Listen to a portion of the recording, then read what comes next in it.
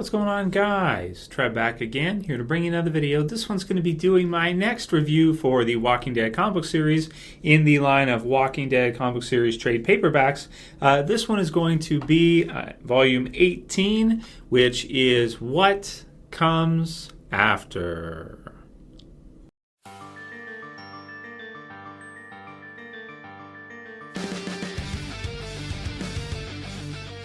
Okay, so I hope you guys have been enjoying these. Spoiler warning for anyone who hasn't read this volume yet, this trade story arc from The Walking Dead yet. Volume 18, What Comes After. On the cover you can see we've got Negan here. This is our first trade cover of Negan.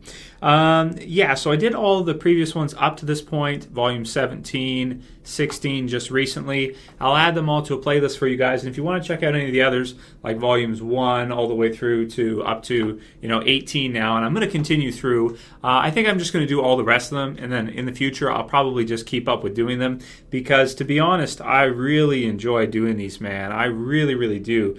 There's a different feeling, when you read the whole like a whole story arc together, than when you get the release, you read the comic, and I do the review.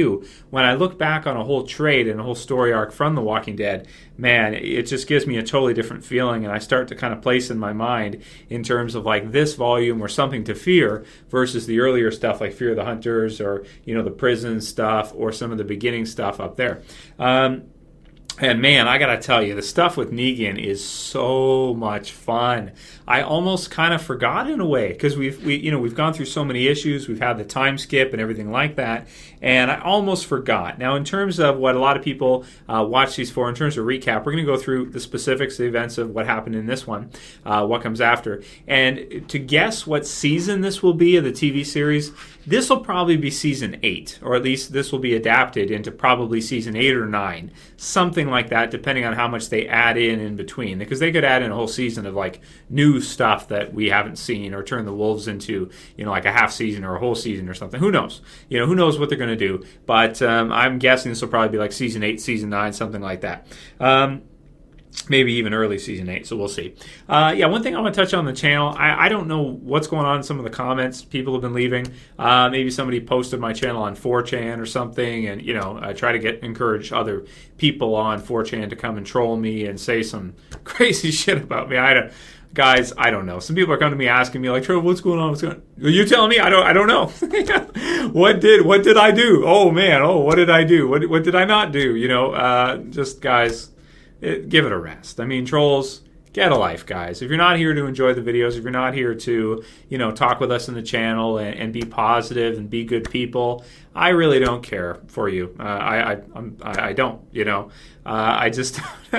I'm not going to address this again. Anybody else who says just stupid, ridiculous stuff, it's just total nonsense. People who have been following the channel for a while know me, know my character, know who I am.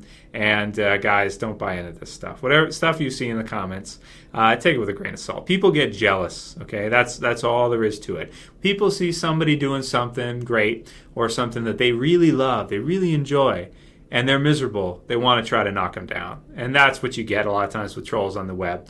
You see somebody who's happy, somebody else is miserable. Miserable person tries to undercut the happy person. Why are you always smiling all the time? Or why are you this or whatever? You can see it in the workplace, you can see it wherever. It doesn't matter. So guys, you know me. Don't believe crazy things people say. And people come to the channel and troll and just say the stupidest things ever. So anyway, just wanted to throw that out there real quick. Not going to address it again, no matter what a troll says in the comments or anything. It's just stupid. Anyway, so moving on. So with volume 18. So let's get into the synopsis and the actual plot of What Comes After. So, of course, if you guys missed my review of Something to Fear, I just did that one, a couple days ago. And I got to tell you, upon reading it again, man, it is so much fun, Something to Fear.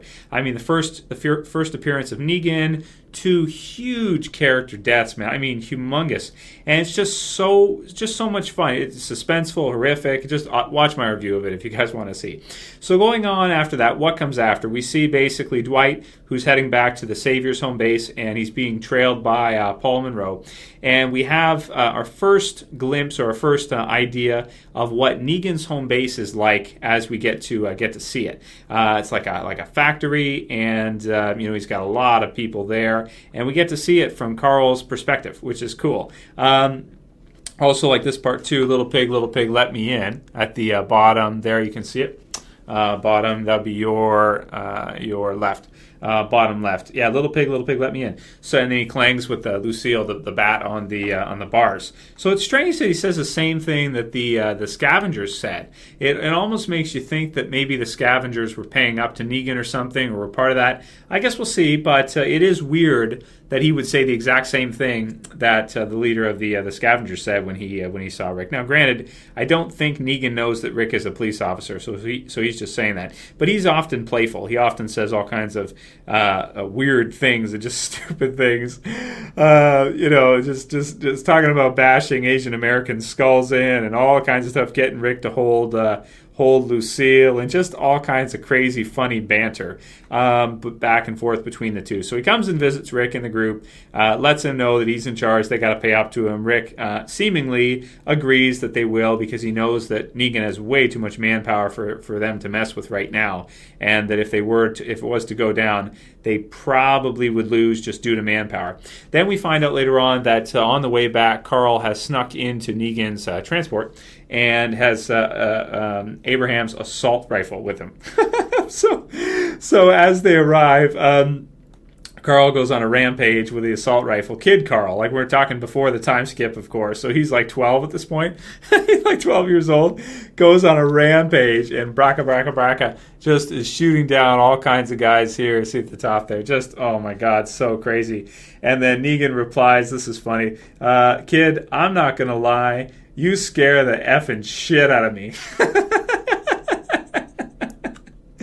Yeah, I just love it, man. I love that line. That's one of the best lines, I think. And Negan's got some great stuff. As I look it over again, man, he's got some of the funniest stuff in all The Walking Dead. He's definitely a more fun villain than the Governor. The Governor's all serious and stuff and just, strategic. But Negan he's just kind of silly, and he's strategic. He is too. Yeah, he is strategic too with his rules and stuff.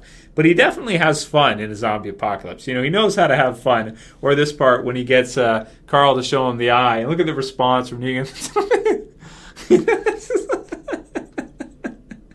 And he tells him, he's like, effing Christ, man. No wonder you cover that shit up. You look disgusting. Have you seen it? I mean, have you looked in a mirror?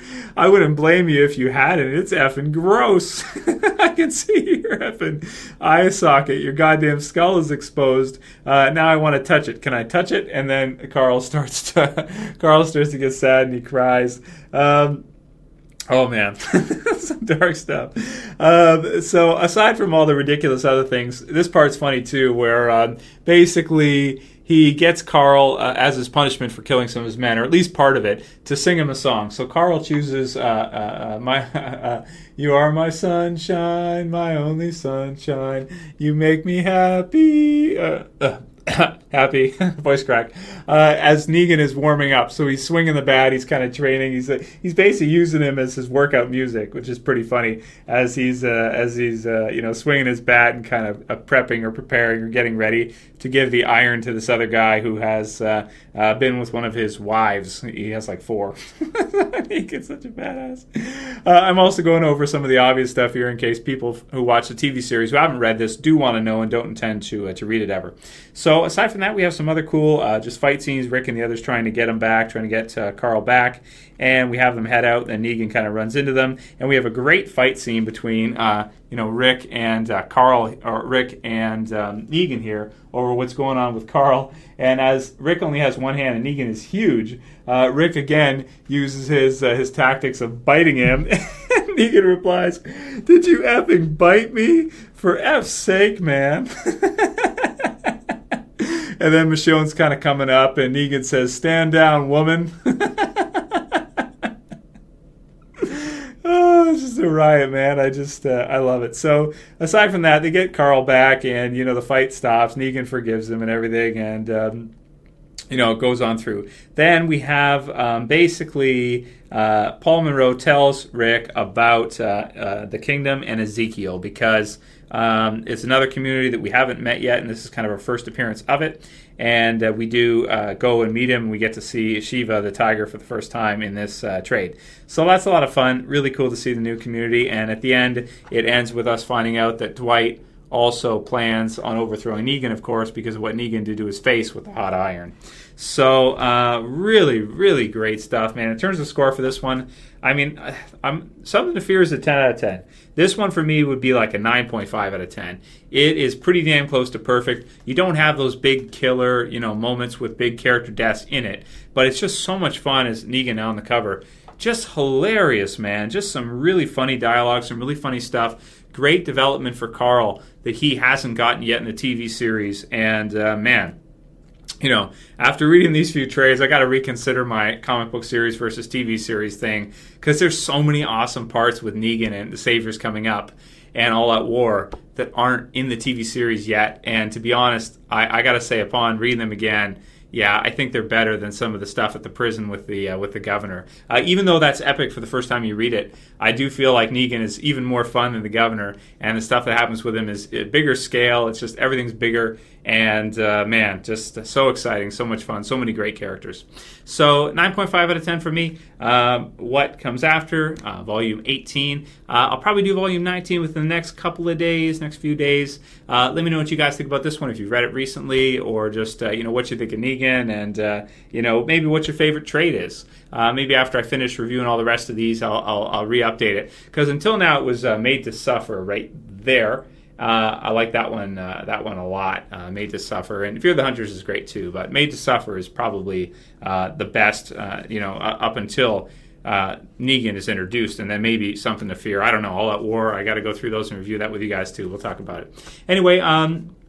Call it here for this video. If you guys like the video, please thumb it up below. If you want to help support the channel, please share it. Please favorite it. And if you're new and you want to subscribe, you want to see more of these reviews for the trades, also have the playlist ready for you guys. Go ahead and subscribe at the bottom left. Link for the playlist will be in the description. And that's it for this one, guys. I'll see you again very soon. As always, it's Trev, and I'm saying peace. Later, guys. See ya.